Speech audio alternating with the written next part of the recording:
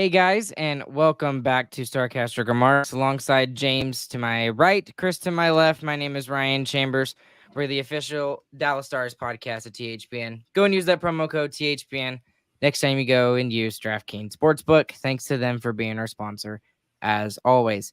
Logan Stankoven makes his home debut tonight. He gets a goal and an assist, but the Stars do fall again for the fifth time in 6 games by a final score of 3-2 to the New York Islanders, guys. They lose in overtime. Bo Horvat does it again. Lots of cool things to talk about with this game. Obviously, mostly Logan Stankoven talk. But as a team overall, frustration continues for the Stars, who kind of appear to be petering out just a little bit. Thoughts on tonight? Yeah, this top 5 offense has finally hit a dry spell, all of them. I mean, we had a good little bit there where we were passing the torch off to whoever was playing good at the time, but it seems like everybody was gone tonight except for the Wyatt Stankoven Ben line, who was great all night long. Don't make my screen big, Ryan. They can see all my junk over here. Sorry, James. Sorry, I forgot. Yeah, it's a real tough one to lose, especially when your brand new player comes in and had such a great game. It's just that the little things are just not connecting with other lines, and it's falling apart. Okay, so lots of things we could talk about with this game tonight. Let's obviously start with the most exciting stuff and Logan Stankoven. He has everything that he was hyped up to be, and he has continued to be for the Stars team already. He's only played 2 games, and I don't think it's a coincidence how excited this fan base is for this player to be on this roster as a main standpoint. I mean, that's like the first time I think I've ever heard a secondary assist get more cheers than the actual goal itself, which, by the way, Matt Duchene, great shot by him being there at the right time at the right moment.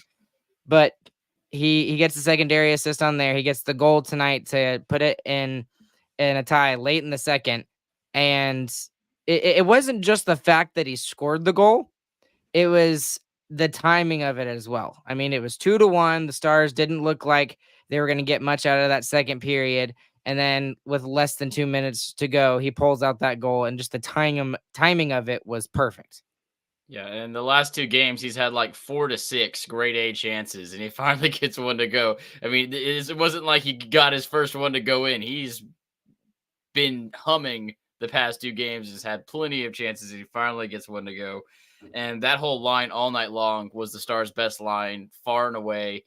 And I think Johnston to Stankoven is going to be a fun stat to read night in and night out for the next who knows how long. Yeah, for sure.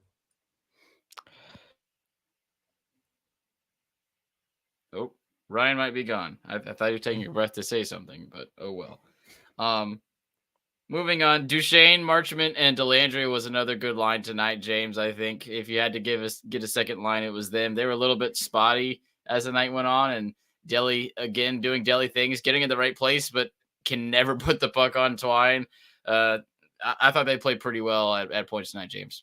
Yeah, and even the shorthanded chance that Delhi had in the third period, late in the period. I mean, that one's just unlucky. He makes the right tip. It tips down. It hits the dude's jersey and changes directions back up and misses the net. I mean, yeah. Even when he does it right, it doesn't work. Yeah, how do you think Delhi done that line, Ryan? I thought he did okay, but the thing is he can't finish. He just can't finish. And he had 3, 4 opportunities tonight to score. And then on top of that, it was also Fox that had a breakaway. And I mean, just it doesn't seem like anybody can score right now. And this kind of goes into my next thing that I kind of wanted to talk about. I don't know how to say this the right way, and maybe the way that I put it on X was the best way. I didn't think the top line played bad tonight, but they still didn't factor into the score tonight. And they haven't been for the last 2 or 3 weeks. And I mean, and this game in particular is exactly the thing that you need from your top line. You have got to get goals from your top line. I mean, it's great that they had a good number of chances. The first and second period, I thought they were the worst of our 4 lines. I really did. They didn't play bad. I just thought they were getting outplayed by the bottom 3 lines. That was just Yeah. how I felt at points in the game. And then they did ramp it up in the third period, but it didn't come with any finish. There was nothing offensively that came from them. Yeah, I'll say that they played bad. They got scored on again tonight on some pretty poor defending. They had 4 guys below the icing line almost. They get not much of anything going, and Robertson and Hintz looked absolutely awful on the 3-on-3 overtime. It was terrible. Not good at all. They have to play better. It stinks.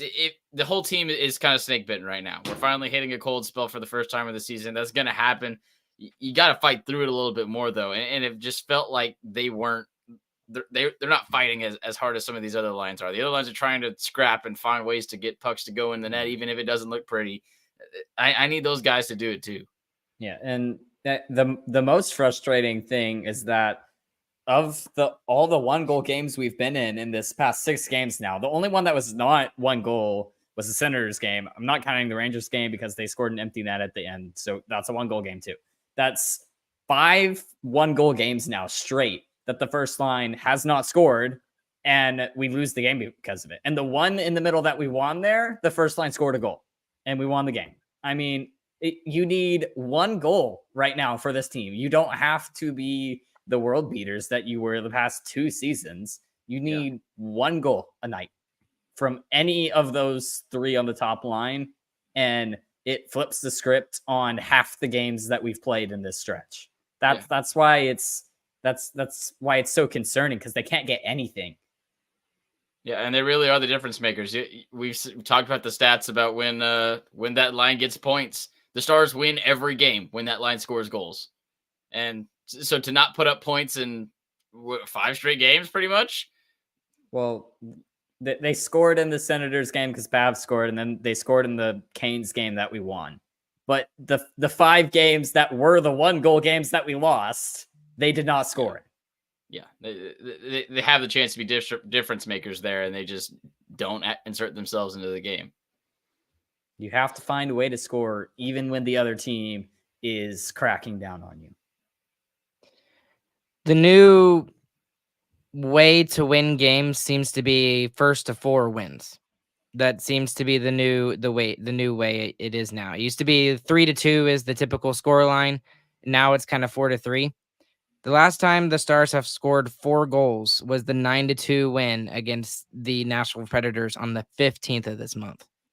So they scored 2 goals tonight, 2 goals on Saturday, 1 goal on Thursday, 1 against the Rangers, 3 against the Bruins, 3 against the Oilers, which 3 goals against the Oilers is ridiculous. You need to get more goals against a bad defensive team like that.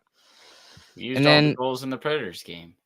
Yeah, and that's the frustrating thing is they dominate the Predators the way they did, and then ever since then it seems like with the injuries that we've gone through, when we really have needed the offense to even step up even further, they have faltered. I mean, I know we're dealing with some injuries on the offensive side, but you still got your top line. You've still got Duchesne. You've still got Marchment. You still got Ben. You still got Wyatt Johnston. Yeah, There's no reason why this team should be faltering like this on the offensive side of the puck. The problem is that you have injuries, but the person you pulled up is the only person who scored tonight, pretty much. I mean, Duchesne is a just slam dunk off of a rebound from great plays from other players. It's the person that you brought up to take the place of a person who wasn't scoring very much already has 2 points in 2 games. You really don't have anything to lean on. I'll play a little bit of devil's advocate. Maybe these guys are trying to play more defensively because of the weakness we now have at the blue line, even more so than before.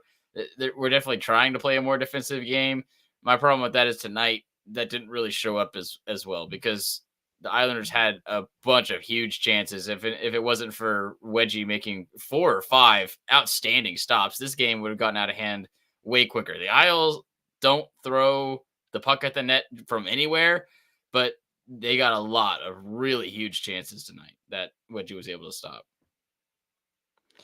So I'll push back on that a little bit, Chris, because Wedgwood made some huge stops. He really did. I agree with you on that. The one thing that I didn't like is I honestly thought that the first goal, I think that was savable. I thought he could see it. Nothing really happened to the puck on the way to him. That's normally a save he makes. And then especially the one I had problems with was the second one. His rebound control off of his blocker was not fantastic on that particular play, and it led to the goal. Now, he's not the only factor on that. The other factor on that was the fact that the Stars got puck watching, and it was the top line, of course, who was on the ice for that goal. So the and that kind of goes into what you were saying as well, Chris, and the fact that yeah, maybe they're trying to play more defensively and everything because of the injuries that they have on the blue line. Then play some stinking defense and don't let goals come against you. Well, I I mean, don't think that's you play kind of where I'm defense. at. This is an offensive team. You're a top 5 offense in the league. Go score goals. I mean, if you're having trouble on defensive end, go out score them. I mean, we still have Muro and Harley who are outstanding together and can play a large portion of the game. We could ride on that for a little bit until we get our defenseman back. I don't think changing your whole play style is the correct way to try and overcome the loss of a number 5 and number 6 defenseman. So the other thing that I thought that let's talk about the top line just for one split second, then we'll move into the defenseman. The thing that I think really made them elite, the previous 2 seasons was their synergy and their speed, especially. Pavelski just seemed to be in the right spot at the right time, and Hintz was doing Hintz things. He was making McDavid-esque plays. He was able to take his speed and use it to his ability. I think that's something that we're not seeing from that top line right now. Is we're not seeing the synergy, more importantly, and the second thing is we're not really seeing much of the speed from that line. And I think it was especially apparent to me in the second period. I was watching the fourth line just throttle the other team in the offensive zone. I was seeing the second line, especially Duchesne, making again McDavid-esque plays. And then the third line tonight was arguably the best line for the Dallas Stars tonight. And then I watched this top line come out and get a shift on the ice, and they spend some time in the offensive zone, but there's not much there, especially in the first 2 periods, and they look a step slow. They just look a step slow. It's just an eye test thing. And really, the thing that bugs me the most is they are not getting the clutch goals that they would before. I mean, and normally it would be an individual play. I really think about the Hintz breakaway chance in the third period late, and he has just a wide open breakaway, and he doesn't sink that one. I mean, that's one of those that should be like the other night against the Hurricanes. We saw Aho go down breakaway wide open. Done. We know the back going of the net. in. Yeah. That should be the same thing for Hintz there. Like every single time, it should just be in the back of the net, and it has been. But it hasn't been the past 2 weeks. Not the past 2 weeks. Just disappeared. I would even say the last month. Disappeared. Yeah. The first line has been terrible. Hintz not scoring on that goal is number 1, in my opinion, showing why that line isn't working. Pavelski had a couple of one-timers from in the slot area that he couldn't get to a good spot. It was either hitting glass or hitting the logo. And then Robo couldn't pass the puck to save his life tonight. He didn't know where any of his teammates were going. None of them can do that, it feels. I mean, it's especially, I think Hintz might be the biggest guilty of that, however you want to say it. But it feels like he touches the puck in the offensive zone and he forgets where all of his teammates are instantly. And I don't know if that's just something went wrong, but like it has just disappeared. Before he's so they're so flowy and they just know where everyone is. And now it seems like he knows where nobody is. And it's the biggest thing that kind of points that out is the overtime when him and Robertson were on the ice and he just passes it to no one at the offensive blue line. And Robo has to skate all the way across the ice to pick up the puck. Yeah, so the top line obviously has not been good enough, but we're going to have to find ways to win games despite it, I guess. So until they get back to their scoring ways. All right. We've kind of hampered that to death a little bit. Get off of them for a bit. Let's talk about the defensemen tonight. The pairing of Miro and Harley has continued to be pretty good. I thought Miro had a rough first period. He got beat and there was a couple of breakaways where he was a key factor in allowing those breakaways to happen. Obviously, the first one was him turning over the puck in the offensive zone, and then the second one is he just got beat to a puck. So, and didn't he take a penalty? Right? Yeah. Did he take? I think he did. Yes. Yeah, he took a penalty on one of those plays. So had a rough first period. The rest of the game was pretty good.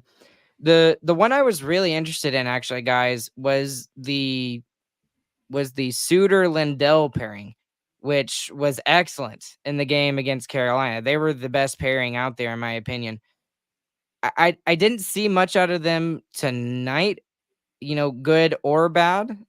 But what were your thoughts on any of my thoughts or just the decor as a whole tonight?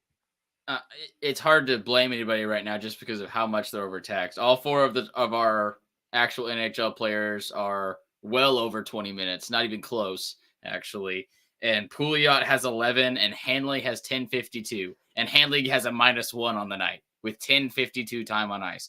Those guys got severely exposed in this game. Every time they touched the ice, you knew they were on the ice, and it was scary, and the Islanders were swarming them. So, yeah, we need help.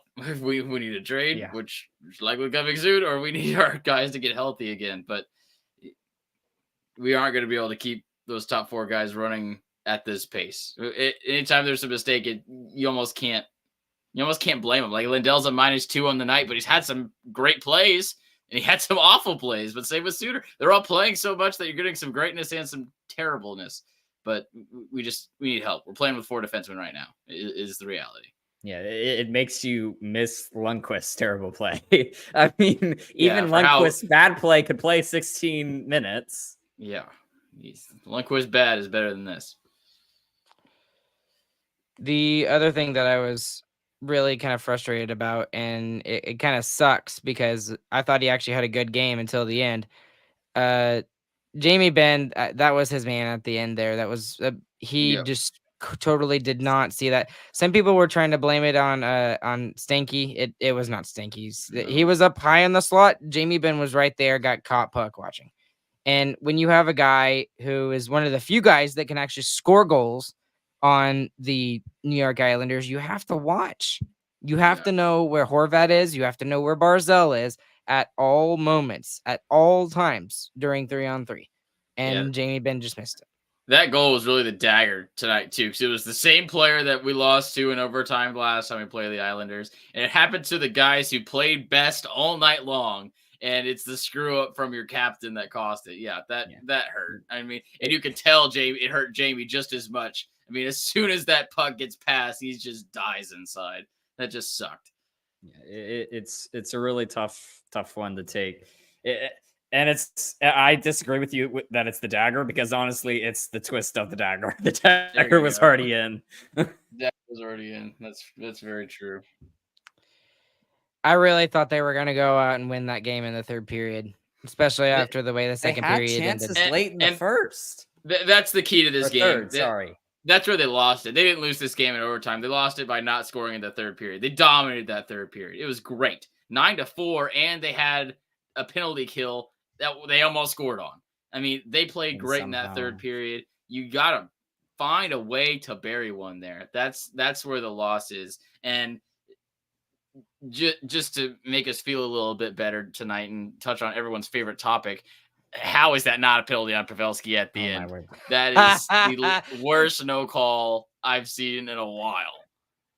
Now, I can't believe they didn't call that. After my problem is if they don't call those stupid tripping call on Steele in late third, okay, fine. The Pavelski one isn't a penalty either, but they called it, and that's an offensive zone penalty for us. And this one is worse. I mean, it takes away a scoring chance from the best person in front of the net, and that's where he scores all of his goals in his entire career is right in front of the net. And he's just mauled before he even gets a chance to get there. And no penalty. Okay. We didn't want the 4-on-3 in overtime anyway. Considering how our overtime woes have been the last couple months or so, it feels like we lose all of these right now. I think we're still close to like 500 on overtime, which is stupid. But we're the dumb thing is we lose to the Islanders, who can't win in overtime, which is what we did last year, if y'all remember. Yep. Yeah. It's starting to get concerning though, because that's 4. I think it's 4 overtimes in a row that we've lost. That's what I was thinking. I was thinking it was 5, but maybe it's just 4. Part of why I'm not too worried about that yet is because it's still in this stretch where the first line just isn't scoring. Yeah. And then they all are. All of these losses are every single one players aren't clicking right now. So yeah, maybe. But I'm kind of wary about saying that overtime doesn't matter now after last season when I kept preaching that, and then it very much did matter when playoffs came around. So okay. So let's get into the silver lining for this tonight, guys. I think the silver lining for me is obviously Stankoven. That's the biggest silver lining of the game. But what I felt a lot better about this game compared to other games is at least they were playing well. They weren't getting the goals like they need, and they were getting the goaltending that they need, and the defense is holding up at least the way that they're having to do it right now, where we're really relying on our top 4 to kind of play. But we're playing well. We're playing well, and I think once we get a couple of our guys back, we see a trade here in I think March 8th is the deadline. So a week from Friday, maybe we'll see some new Dallas Stars players come into the fold here. And the more I think about it, guys, I know I've been saying, oh, well, we just need one defenseman and that's it. I don't think that's it. I think there's going to be more pieces that are going to be added to this team rather than just one defenseman. Believe it or not. Maybe from the AHL, but not from trade. Maybe 2 defensemen. That's what I was thinking. I maybe 2 defensemen nice. And even some depth. If you're getting a second defenseman, really, you're just looking for the 7th dude somewhere that you can kind of give someone like a. Yay, the cap doesn't exist I'm okay anymore. Right, exactly. That's more remarks where the cap is not a thing, I guess. Yep. I wanted to talk about the first line for a little bit longer, just because we talk about. Bitter. I am very bitter because this is. I'm bitter too. Out of these 5 losses, 4 of those losses were spectacular losses. I mean, we played really, really good against very good teams, and our first line doesn't show up. It's tough to watch the team play so good, and the players who are supposed to be your best players fail you every single time. And it's 4 straight times now. That's inexcusable. They are supposed to be the best players on the team, and they just aren't right now. Your best players have to be your best players. I mean, that's just the way that it has to be. And Hintz and Robertson specifically are your best players on the offensive side of the puck, and they're just not getting it done right now. And I pin all 4 losses on the first line. I'm not even kidding. They should score. If you even want to say anything, they should at least score 2 goals in those 4 games, and you still win 2 of them. Yep. You have to get something out of the first line, and we're getting nothing, and that's why we're losing games. Is it time to call it Maverick Bork then? And see what he and Stankoven can do with, like... The cap doesn't exist. Does the cap not exist? What are these questions? No, Ryan. No, Chris. The cap does not exist. Okay? But what you're going to see And what we saw a little bit late in the third is that the first line does not exist anymore. They all played with different players. Every single one of them. There was not a first line late in the third. Just like the cap. First line doesn't exist. Cap doesn't exist. It's all the same. All right, guys. Biggest winner, biggest loser. Who we got tonight? Stanky Bodanky. Stanky Bodanky. Big 2-1 baby boy. Goal and assist. Biggest winner. Yeah, there's not even anything else to say because he's the biggest winner. He is my biggest winner as well tonight. And I'll give an honorable biggest winner to Wyatt Johnston for, I mean, he pretty much did all the work for Stanky's first goal. Let's be honest. He did all the work. He was like, what, 1v3? Right? I think is what it was. And was getting hooked to the ice as he passes it to Stankoven for the goal. Right, exactly. So you got to give him some love. All right, biggest losers here tonight. The first line, they suck. They don't suck. They suck. They have sucked. They don't suck. They're just going through a hard patch right now. No, James it's all their fault. It's all their fault. Secret Preds fan.